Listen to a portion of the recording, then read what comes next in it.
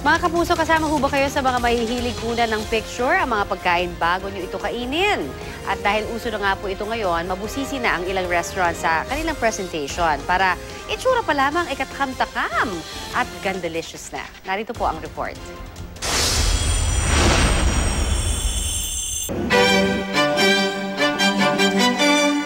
Maarte ba kayo pagdating sa pagkain? Kung oo, tiyak na magugustuhan ninyo itong recipe sa kusina ni Karen. Ang kanyang specialty, mga pagkaing may art. Tinawag kong gandalicious yung food namin kasi gusto ko yung food hindi lang masarap sa lasa, kundi masarap din sa mata. Maganda din siyang tingnan.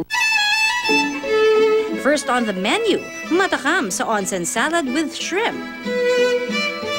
Bursting with colors ang mga gulay sa salad topped with poached egg. I really like it kasi it's different, no? There are a lot of visual appeals like the egg and then the shrimp, there's mangoes and the cheese. The presentation was okay, nice. It was nice. I mean, like yung prawns, it makes it mas masarap kainin. Tila isa namang lihim na sorpresa itong quinoa adobo love letter. Ang inadobong manok na ibinalot sa kale o talbos ng sayote. Para mas healthy, imbis na kanin, itong quinoa ang ginamit na mataas sa protina. Para sa garnish, nilagyan ito ng roasted garlic at bulaklak ng kalabasa.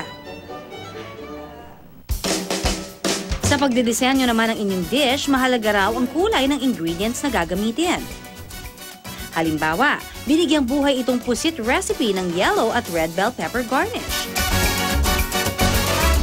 Masarap na alternatibo naman sa inyong pizza itong Summer Garden Crisp Pizza.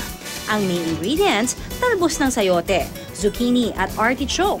At sa halip na dough, tortilla ang ginamit na base.